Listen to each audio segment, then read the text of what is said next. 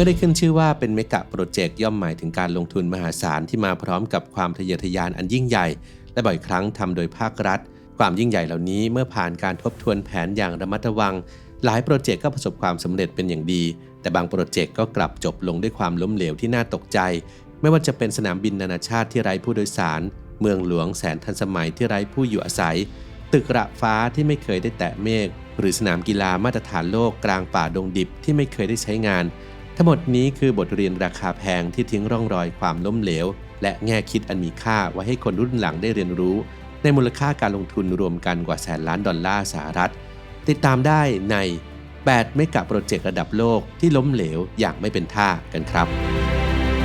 อีกหนึ่งทางเลือกที่แมทช์กับกิจวัตรการบำรุงสมองของผมที่เพิ่มจากโอเมก้า 3 คือ Clarity Japan Ginkgo Biloba สารสกัดใบแปะก๊วยจากประเทศญี่ปุ่นสร้างสมองที่แข็งแรงและมีสุขภาพสมองที่ดีแบบยืนยาวเหมือนต้นแปะก๊วยพร้อมกันกับผมศึกษาข้อมูลเพิ่มเติมของแบรนด์ที่ผมไว้ใจได้ที่ clarity.asia/abdultaytube หรือคลิกลิงก์ใต้คลิปได้เลยครับ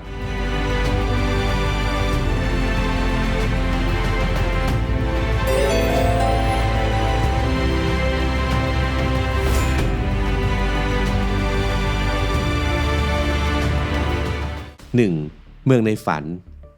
ความฝันของการสร้างเมืองในอุดมคติไม่ใช่เรื่องใหม่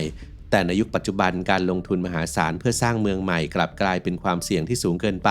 ดังเช่นกรณีของ Forest City ในประเทศมาเลเซียโครงการพัฒนาเมืองบนเกาะที่ถูกถมขึ้นมาใหม่มูลค่า 100,000 ล้านดอลลาร์สหรัฐที่ออกแบบให้เป็นเมืองแห่งอนาคตที่เป็นมิตรกับสิ่งแวดล้อมพร้อมด้วยอาคารทันสมัยที่ติดตั้งสวนแนวตั้งและแผงโซลาร์เซลล์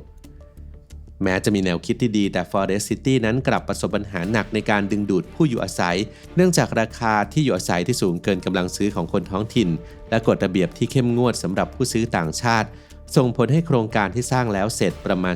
15% มีผู้อยู่อาศัยจริงเพียง 9,000 คนในจำนวนห้อง 28,000 ยูนิตนอกจากนี้ยังถูกวิพากษ์วิจารณ์อย่างหนักในประเด็นผลกระทบต่อระบบนิเวศทางทะเลโดยเฉพาะป่าชายเลนและแหล่งประมงในบริเวณใกล้เคียงในอีกซีกโลกหนึ่งเมืองหลวงเนปิดอร์ของประเทศเมียนมาก็เป็นอีกหนึ่งตัวอย่างของความทะเยอทะยานที่เกินตัวด้วยงบประมาณมหาศาลกว่า 4,000 ล้านดอลลาร์สหรัฐเมืองหลวงแห่งใหม่นี้ถูกสร้างขึ้นด้วยถนนขนาด 20 เลนอาคารรัฐสภาที่ใหญ่ที่สุดแห่งหนึ่งของโลกมีสวนสัตว์ที่มีสัตว์กว่า 1,500 ชนิดและสิ่งอำนวยความสะดวกมากมายแต่กลับมีประชากรอยู่อาศัยเพียงไม่กี่พันคนซึ่งส่วนใหญ่เป็นข้าราชการและทหารที่ถูกสั่งให้ย้ายมาประจำการความพิเศษของเนปิดอร์อยู่ที่การวางผังเมืองที่แบ่งโซนอย่างเป็นระเบียบถึงขนาดกำหนดสีหลังคาอาคารตามหน่วยงานที่ข้าราชการสังกัดเช่นหลังคาสีฟ้าสำหรับกระทรวงสาธารณสุขและสีเขียวสำหรับกระทรวงเกษตรแต่ว่าความทันสมัยและการวางแผนอย่างละเอียดนี้กลับไม่สามารถดึงดูดผู้คนให้มาอาศัยอยู่ได้เนื่องจากปัญหาการเข้าถึงที่ยากลำบากและการขาดกิจกรรมทางสังคมและวัฒนธรรมหรือลองไปดูที่สีหนุวิวเมืองท่าสำคัญทางตอนใต้ของกัมพูชาก็กำลังเผชิญกับภาพลักษณ์ที่เปลี่ยนแปลงไปอย่างรวดเร็วจากเมืองท่องเที่ยวชายทะเลที่คึกคักกลายเป็นเมืองร้างที่เต็มไปด้วยตึกระฟ้าอาคารสูงจำนวนมากถูกสร้างขึ้นในช่วงไม่กี่ปีที่ผ่านมาแต่กลับไม่มีผู้อยู่อาศัยทำให้เกิดภาพที่เต็มไปด้วยโครงสร้างทันสมัยแต่ว่างเปล่าสาเหตุสำคัญของปรากฏการณ์นี้มาจากการลงทุนอย่างมหาศาลของนักลงทุนจีนที่หวังจะพัฒนาสีหนุวิวให้เป็นศูนย์กลางการพนันและการท่องเที่ยวแต่ด้วยปัญหาทางเศรษฐกิจและการเมืองทำให้โครงการหลายแห่งต้องหยุดชะงักส่งผลให้อาคารสูงจำนวนมากถูกทิ้งร้างกลายเป็นสัญลักษณ์ของความล้มเหลวในการพัฒนาเมืองแต่ต้องมาดูกรณีของประเทศจีนเมืองเทียนตูเฉิงกลับมีเรื่องราวที่แตกต่างออกไปเมืองจำลองสไตล์ปารีสแห่งนี้ถูกสร้างขึ้นพร้อมหอไอเฟลจำลองสูง108 เมตรและสถาปัตยกรรมที่เรียนแบบกรุงปารีสแม้จะถูกออกแบบมาให้รองรับประชากรเพียง 10,000 คนแต่กลับมีผู้อยู่อาศัยมากถึง 30,000 คนความน่าสนใจของเมืองเทียนตูเฉิงอยู่ที่การปรับตัวจากเมืองร้างสู่แหล่งท่องเที่ยวที่มีชีวิตชีวากลายเป็นสถานที่ยอดนิยมสำหรับการถ่ายภาพแต่งงานและการท่องเที่ยวสำหรับผู้ที่ต้องการสัมผัสบรรยากาศแบบยุโรปโดยที่ไม่ต้องเดินทางไกลถึงฝรั่งเศสแม้จะถูกวิจารณ์ว่าเป็นการลอกเลียนวัฒนธรรมแต่เทียนตูเฉิงนั้นก็แสดงให้เห็นว่าการปรับตัวตามความต้องการของตลาดสามารถเปลี่ยนความล้มเหลวให้กลายเป็นโอกาสได้ 2. ตึกระฟ้าที่ไม่ถึงฟ้า ความทะเยอทะยานในการสร้างตึกระฟ้าเพื่อแสดงศักยภาพทางเศรษฐกิจและเทคโนโลยีบางครั้งกลับจบลงด้วยความล้มเหลวดังเช่นกรณีของ Golden Finance 117 ในเมืองเทียนจินประเทศจีนอาคารสูง597 เมตร128 ชั้นที่ใช้งบประมาณในการก่อสร้างถึง 8.4 พันล้านดอลลาร์สหรัฐแต่กลับไม่เคยได้เปิดใช้งานอย่างเป็นทางการการก่อสร้าง Golden Finance 117 เริ่มต้นในช่วงที่เศรษฐกิจจีนกำลังเฟื่องฟู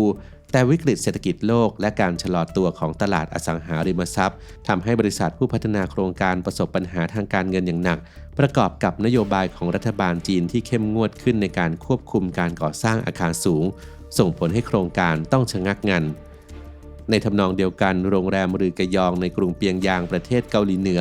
ก็เป็นอีกหนึ่งตัวอย่างของความทะเยอทะยานที่เกินตัวอาคารสูง330 เมตร105 ชั้นที่เริ่มก่อสร้างตั้งแต่ปี 1987 ด้วยความหวังที่จะให้เป็นสัญลักษณ์แห่งความก้าวหน้าของประเทศแต่ว่าการล่มสลายของสหภาพโซเวียตและวิกฤตเศรษฐกิจที่ตามมาทำให้การก่อสร้างต้องหยุดชะงักแม้ว่าในปี 2008 โรงแรมรือกะยองจะได้รับการฟื้นฟูด้วยการติดตั้งผนังกระจกภายนอกจากบริษัทอียิปต์ทำให้ภายนอกดูเสร็จสมบูรณ์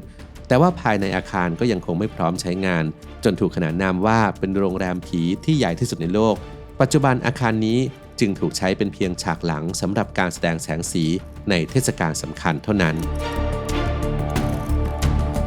3. สิ่งก่อสร้างที่ใหญ่เกินความต้องการการพัฒนาเมืองใหม่หรือโครงสร้างพื้นฐานขนาดใหญ่นั้นล้วนเริ่มต้นจากความหวังที่จะสร้างความเจริญแต่บางครั้งความทะเยอทะยานกลับนำไปสู่ความล้มเหลวที่แสนแพงดังเช่นกรณีของสนามบินกวาดเรอัลในประเทศสเปนที่ทุ่มทุนสร้างกว่า1,000 ล้านยูโรพร้อมทางวิ่งยาว 4 กิโลเมตรอาคารผู้โดยสารทันสมัยที่รองรับผู้โดยสารได้ถึง 2 ล้านคนต่อปีแต่ว่ากลับต้องปิดตัวลงหลังเปิดใช้งานเพียง 3 ปีจนถูกขายทอดตลาดในราคาถูกกว่าต้นทุนถึง 12 เท่าสาเหตุสำคัญมาจากทำเลที่ตั้งที่อยู่ห่างจากมาดริดถึง 200 กิโลเมตรทำให้การเดินทางต้องเผื่อเวลาถึง 2 ชั่วโมงในการเดินทางซึ่งสถานีรถไฟความเร็วสูงที่วางแผนไว้ก็ไม่ได้ถูกสร้างขึ้นจึงทำให้การเดินทางระหว่างสนามบินกับตัวเมืองเป็นไปได้อย่างยากลำบากมีการประท้วงระหว่างการก่อสร้างเพราะอยู่ใกล้กับอุทยานแห่งชาติทำให้การก่อสร้างล่าช้าไปถึง 5 ปีเมื่อสนามบินบาราจัสในมาดริดขยายแล้วเสร็จในปี 2006 จึงทำให้ผู้โดยสารหันไปใช้บริการสนามบินที่สะดวกมากกว่าแต่จะบอกว่าร้างก็ไม่ร้างซะทีเดียวครับเพราะในช่วงวิกฤตโควิด -19 สนามบินร้างแห่งนี้กลับมามีชีวิตชีวาได้อีกครั้งด้วยการกลายเป็นลานจอดเครื่องบินขนาดใหญ่ที่รองรับเครื่องบินจากหลากหลายสายการบินทั่วโลกที่ต้องหาที่จอดพักเครื่องช่วงการระบาดซึ่งนับเป็นการปรับตัวที่น่าสนใจของโครงการที่เคยถูกมองว่าล้มเหลวโดยสิ้นเชิงแม้แต่โครงการที่มีเป้าหมายเพื่อรองรับกิจกรรมระดับโลกก็กลายเป็นภาระในระยะยาวได้ดังเช่นกรณีของสนามกีฬาอารีนาดาอามาโซเนียในเมืองมานาสประเทศบราซิลที่สร้างขึ้นเพื่อรองรับการแข่งขันฟุตบอลโลกในปี 2014 ด้วยงบประมาณ 319 ล้านดอลลาร์สหรัฐสนามกีฬาขนาด 44,300 ที่นั่งแห่งนี้ได้รับการออกแบบอย่างสวยงามด้วยแนวคิดที่ได้แรงบันดาลใจจากตะกร้าสารพื้นเมืองพร้อมด้วยระบบระบายอากาศธรรมชาติและระบบบำบัดน้ำเสียที่ทันสมัยแต่หลังจากการแข่งขันฟุตบอลโลกเพียง 4 นัดสนามแห่งนี้กลับแทบไม่ได้ถูกใช้งานเนื่องจากทีมฟุตบอลในท้องถิ่นเล่นอยู่ในลีกระดับล่างและไม่สามารถดึงดูดผู้ชมได้มากพอที่น่าตกใจยิ่งกว่าคือค่าบำรุงรักษาที่สูงถึงเดือนละ 250,000 ดอลลาร์สหรัฐซึ่งเป็นภาระหนักสำหรับงบประมาณท้องถิ่นในขณะที่ประชาชนในพื้นที่กลับเรียกร้องให้นำงบประมาณไปพัฒนาด้านการศึกษาสาธารณสุขและโครงสร้างพื้นฐานที่จำเป็นมากกว่าในทำนองเดียวกันโรงไฟฟ้านิวเคลียร์แซดซอฟในรัฐวอชิงตันสหรัฐอเมริกาก็เป็นอีกหนึ่งตัวอย่างของโครงการที่ไม่เคยได้ใช้งานตามวัตถุประสงค์ที่ตั้งไว้การก่อสร้างที่เริ่มต้นในปี 1977 ต้องยุติลงกลางคันในช่วงกลางทศวรรษที่ 1980 หลังจากใช้งบประมาณไปมหาศาลโดยสร้างเสร็จเฟสแรกเพียง 76% และ 16% ของโครงการในเฟสที่ 2สาเหตุสำคัญประการแรกคือปัญหาด้านการเงินเมื่อค่าก่อสร้างพุ่งสูงเกินกว่าที่ประมาณการไว้มากจนนำไปสู่การที่หน่วยงานที่ดูแลรับผิดชอบโครงการซึ่งทำหน้าที่ดูแลระบบจ่ายไฟฟ้าสาธารณะของรัฐวอชิงตันสหรัฐอเมริกาต้องประกาศผิดนัดชำระหนี้พันธบัตรมูลค่า 2.25 พันล้านดอลลาร์ ในปี 1983 นอกจากนี้ก็ยังมีการเกิดเหตุการณ์อุบัติเหตุที่โรงไฟฟ้านิวเคลียร์ Three Mile Island ในปี 1979 ซึ่งทำให้ความเห็นของสาธารณชนต่อพลังงานนิวเคลียร์แย่ลงอย่างมากประกอบกับภาวะเศรษฐกิจถดถอยในช่วงทศวรรษที่ 1980 ที่ทำให้ความต้องการใช้ไฟฟ้าลดลงอย่างไรก็ตามแม้ว่าโครงการนี้จะยุติลงแต่ว่าพื้นที่นี้ก็ไม่ได้ถูกทิ้งร้างไร้ประโยชน์ปัจจุบันได้ถูกพัฒนาให้เป็นนิคมอุตสาหกรรมที่มีบริษัทต่างๆเข้ามาเช่าพื้นที่สำหรับการผลิตและคลังสินค้านอกจากนี้ก็ยังใช้เป็นสถานที่ฝึกซ้อมสำหรับหน่วยกู้ภัยรวมถึงกลายเป็นสถานที่ถ่ายทำภาพยนตร์และโฆษณาที่ได้รับความนิยมโดยมีภาพยนตร์เรื่องดังอย่าง Transformer มาใช้เป็นสถานที่ถ่ายทำฉากบางส่วนด้วยครับในท้ายที่สุดแล้วบทเรียนจากเมกะโปรเจกต์เหล่านี้ได้ตอกย้ำว่าความสำเร็จของการพัฒนาโครงการขนาดใหญ่นั้นไม่ได้ขึ้นอยู่กับขนาดของงบประมาณหรือว่าความทันสมัยของเทคโนโลยีเพียงอย่างเดียวแต่ต้องอาศัยการวางแผนที่รอบคอบการประเมินความต้องการที่แท้จริงและความสามารถในการปรับตัวเมื่อต้องเผชิญกับความเปลี่ยนแปลงนั่นเองครับ